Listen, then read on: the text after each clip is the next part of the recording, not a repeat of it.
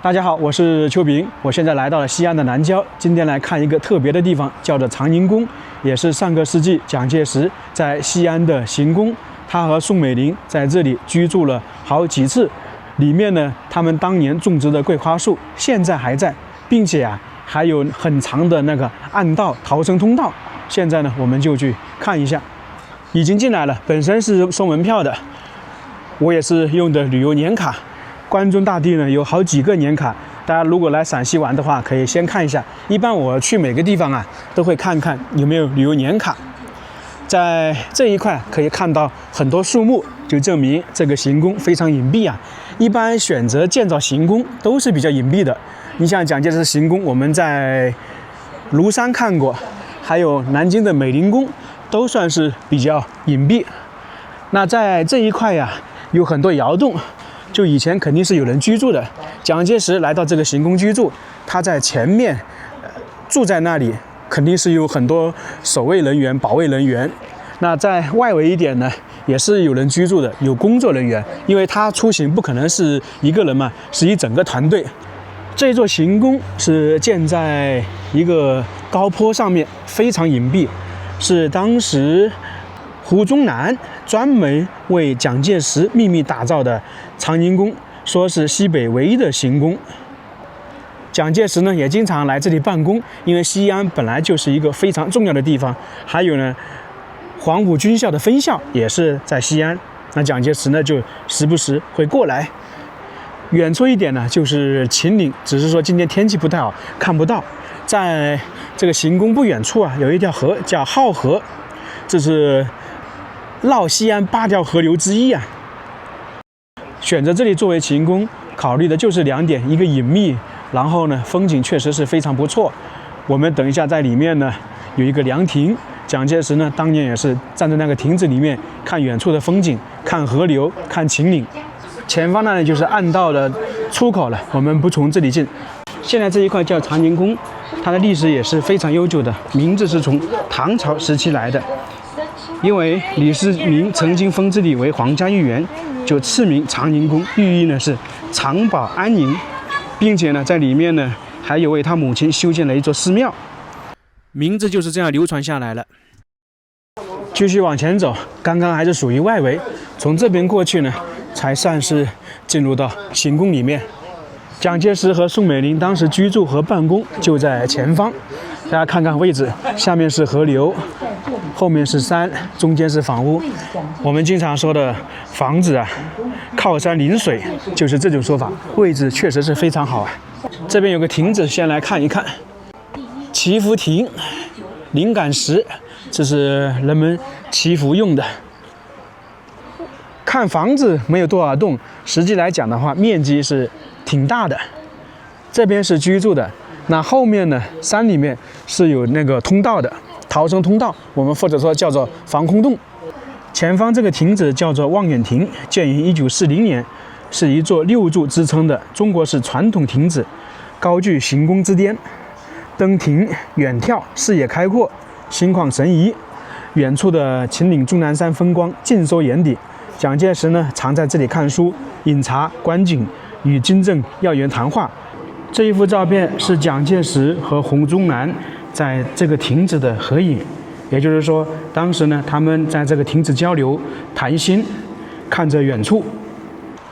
那等于蒋介石、宋美龄以前都站在这个地方看远处的风景从亭子下来这一块呢，是蒋介石和宋美龄居住生活的地方。我们现在看到第一栋建筑呢，是宋美龄的化妆间，是一个4方形的砖瓦结构，建于1940年。这里面还挺大的，墙上有很多他们2个人的照片。这边是穿衣镜、挂衣服的钢琴、化妆镜，挺齐全的。在上个世纪，蒋介石和宋美龄呢多次来到这个行宫，按照记载大概是3次。假如说蒋介石在那边招待客人，那宋美龄呢很有可能就是在这里娱乐，或者是和那些客人的夫人在这边聊聊天，交流一下。宋美龄这个人啊，可以说是文化水平也比较高。我们说的琴棋书画样样精通，特别是对钢琴呢很擅长，他英语呢也很流利。或者闲时的时候啊，蒋介石也会来这里听一听宋美龄弹琴，这都有可能啊。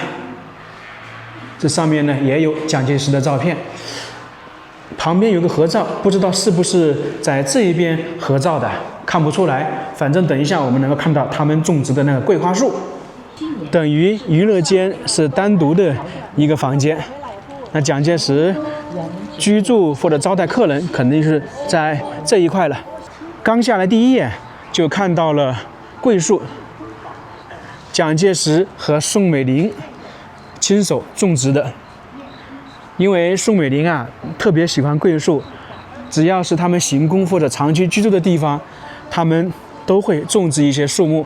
还有呢，像南京，我们说有很多梧桐树，据说也是由于宋美龄比较喜欢，然后蒋介石呢就要求种了。这一棵树木也是80多年了。在桂树的两边分别是卧室和办公室。这卧室也比较独特啊，它算是一个八角形。我们进去看一下，也是砖瓦结构的，大概面积是120多平方米，分为里间和外间。里间很好理解了，肯定是卧室。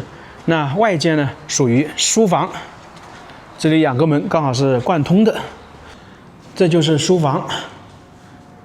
有时候呢，他可能也会在这里招待他的属下，或者是他的心腹这一些。墙壁上面很多蒋介石的画像了。这边还有中山先生的像。里面呢是卧室。蒋介石和宋美龄1942年到1947年先后5次与夫人来到西安，都是在这个地方休息的。这里面我们可以看到有床，有穿衣镜，还有一些躺椅等等。特别是那个钟啊，很少见了，这种长的落地钟真的是非常少。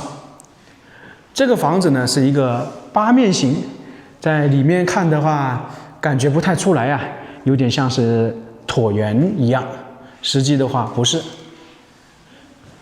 在床的上面也是有蒋介石的那个照片，是他们夫妻2人的结婚照。很多地方都能看到，美龄宫好像有，然后蒋介石的老家那边也有。这墙上也有很多照片，特别是上面这一幅，应该是蒋介石他们一家的合影。看完卧室，来他的办公室看一看。哇，挺宽敞的，也有100多平米啊。我们现在看到前方只有办公桌，那我猜想以前两边呢还有一些沙发。在办公室旁边属于议事厅，这栋房子呢比较有一个特色啊，它是像一个哑铃状，包括旁边的办公室、卧室设计的都是比较独特，很有意思。现在一般人建房子啊都没有这种形式，这里称之为行宫，算起来呢也可以称之是一个别墅区。现在我们去里面看一下，明显的看到面积是非常大，还有呢很多窗户，它总共呢是有24扇窗、7扇门，就是采光好，也安全。我们现在看到这里呢是摆放的很多桌子，是显示议事厅。那在刚建造的时候，它是中间有一个帘子，分为2部分，一边是议事，一边是餐厅。那如果是碰到有宴会的时候，把帘子撤掉，就变成了一个宴会厅。特别是1945年9月3日，蒋介石在这里宴请中外人士，庆祝抗战胜利。那没有宴会的时候，这就是一个会议室了。站在外面看房间还是挺有特色的。现在很少见到这种房子的风格了。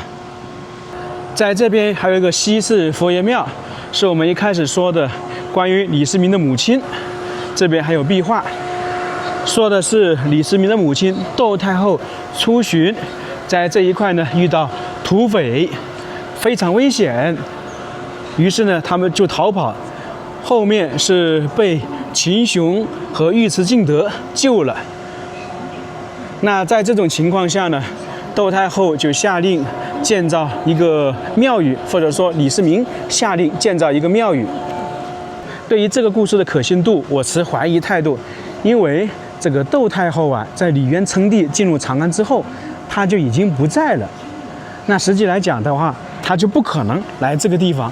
那有些人会说，那可能是她没有当皇后，嫁给李渊的时候，她就来过这里啊。那这种说法我们就暂且相信。关键是这里有尉迟敬德和秦雄，尉迟敬德是李世民打天下的时候收服他的，那秦雄呢是杨广打击李渊的时候帮了他忙。那实际来讲，李渊跟那个窦太后李世民的母亲已经离开长安了，他就不可能回到这个地方。所以说我就觉得这故事可信度不是太高。刚才我们走进来的那一块不是行宫的正门，它是在这一块。一开始啊，我也确实是怀疑，我在想，怎么从大门进来一开始就是宋美龄的房子和亭子呢？原来是刚好相反，那边是尾部，这边呢才是前方。那议事厅的大门刚好呢是对着行宫的大门，这样就说得通了。在议事厅办公室后面呢还有一些窑洞，这是蒋介石当年2级警卫居住的地方，也可以说是随从人员吧。看完了主体建筑，我们去看一下刚才说的暗道，或者说防空洞，也可以称之密洞。看一下平面图，我们在这一块里面有办公室、有卧室、有厕所，还有一个叫做蓄水池。现在我们进去，这边入口算是一个窑洞，有2扇门，一边是入口，一边是警卫室。蒋介石只要来到行宫这里，这一块随时随地都有人在这里的，因为那个时候属于抗战时期，如果有危险的话，蒋介石呢就进入到这个密洞躲避。这个暗道算是这个行宫的附属建筑，是1940年胡宗南为蒋介石修建行宫而打造的，长度大概是1000余米，东西走向的，在黄泥土里面弄的。我们之前看一些通道啊，直接是在黄泥土里面，而这里啊有点不一样。首先我们看这个墙壁呢是经过水泥，而进入到里面的话，墙壁都是用砖弄的，从而说是一个砖灰结构的密道。里面呢有好几个出入口，刚才看到的南天门、北天门，还有刚才我们入口那一块就有3个。入口进去看一下，全部是砖结构的，这非常安全的，等于相当于是一个地下的行宫一样的。高度大概1.8米左右，宽度可能是1米。只要蒋介石来到行宫这一块，这个密洞里面随时随地都有人在值守的，就怕万一情况嘛。这边是通道，这一块是连接着我们刚刚说的外面的窑洞。蒋介石的守卫人员就住在这窑洞里面，因为如果只有一个入口的话，不那么好嘛。碰到危险的时候或者紧急情况的时候，这些窑洞都可以直接进入到密洞的，这也是一种安全的防御措施吧。这是铁门，不知道以前原本留下来的还是后面的。这一块又更窄了，哇，里面好凉快呀！每个窑洞可以通向密洞。继续往前走，我们在这里明显看到这个通道呢，并不是笔直的，相当于拐弯。你看，一边大一边小，这也是一种防御的体现。这一个通道也是有80多年的历史了，保存的还是比较完整的。现在我们来看看里面有什么。这一块算是有2条通道，右边呢是往前走，左边呢这一块是蓄水池，就是储存水的。因为如果有紧急情况，蒋介石或者他的手下在这里面生活，那一定要有水源嘛，那这里就保存水的。这个在很多地下通道里面都有。当然了，现在这一块是重新修复的，用水泥的，以前不知道是什么样子的。往前走，这边相对来说就笔直一些，蒋介石的办公室、卧室可能就在这一块。这有一些壁龛子一类的，应该就是以前的照明用的。我们现在看到有这种灯光照明，以前可能有，但可能不是这样的。这一块是卧室，我看了一下外面的平面图，这个密道里面有好几个卧室，不知道哪一个是蒋介石居住的。像这个卧室就比较小了。我在想，蒋介石当年有没有在这个密洞里面居住啊？好像是没有吧。他来行宫都是住在外面这个卧室的。从卧室出来之后，又看到墙壁上面有这些壁龛，大概是每10米就有一个，估计都是之前照明用的。又来到了一个岔口，厕所原址。在这种地下生活，那厕所肯定要选择一个比较稍微边上的角落。你看这通道都这么长，要远离人们的生活区。因为住在这个密洞里面，不止蒋介石夫妇2个人，还有很多警卫人员或者其他工作人员，那自然而然就要远离嘛，要不然会有味道的。现在这里都有点味道，这还挺大的。这边又是一个卧室，不知道当时是怎么分布，谁居住的。很有可能在这个密洞里面，蒋介石一个卧室，宋美龄一个卧室。你像这个卧室比刚才看的大，很有可能是蒋介石的。那其他的房间呢，也有可能是办公室，或者是蒋介石的那些手下居住的。因为如果有紧急情况来这个密洞里面，肯定不止蒋介石夫妇嘛，还有一些其他的人。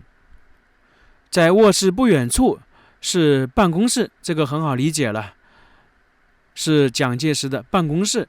假如说来到密洞里面，蒋介石也是要处理事情的，那可能就在这一块。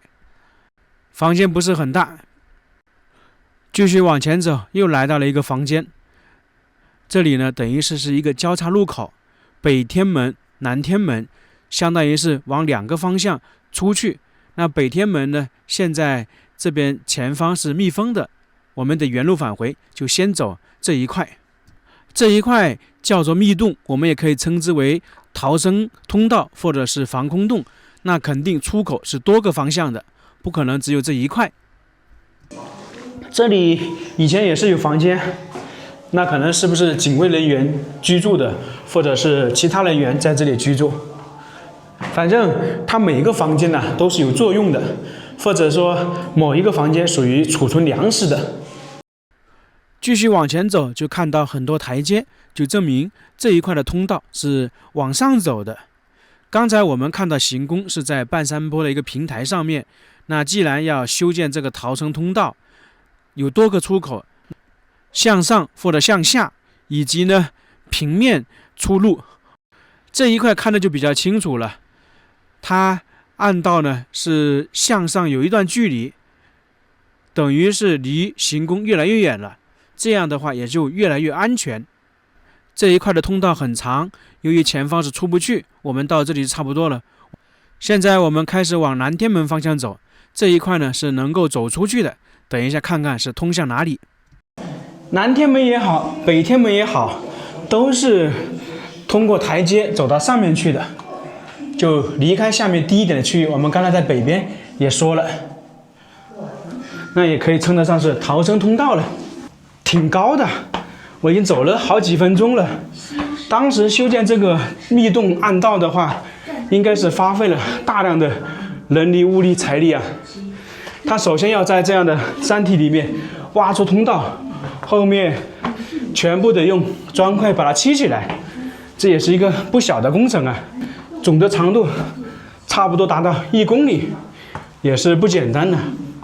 这个暗道还好是有灯光，如果没有这个电灯，只有那种蜡烛或者很黑，感觉还是有点幽深，有点恐怖啊，走在里面会让人害怕的。那现在开发成景区，倒没有太大的问题。快到出口了，也是一个大大的铁门。这边就出口，也是在半山腰，离行宫有点距离呀。这是在半山腰，挺隐蔽的，等于在以前这一块都是有人守卫着。另外呢，有很多树木，谁也想不到在这种半山坡上面有一个通道出来。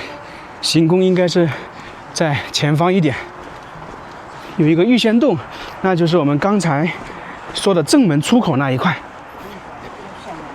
也有好几百米啊。下去也很陡峭，从这一块出去应该就到了行宫了。下完这个台阶就来到了行宫这里，前方是我们刚才看的议事厅。这行宫修建的还真的挺特别的，建筑特别，里面的暗道密洞也是比较特别。当时还是花费了大量的时间去设计，后面加上建造。通过航拍再看一下这个行宫边上这个水泥也是这2年经过修复的，或者说加固的。那整个行宫我们就看完了，非常感谢大家，我们下个视频再见。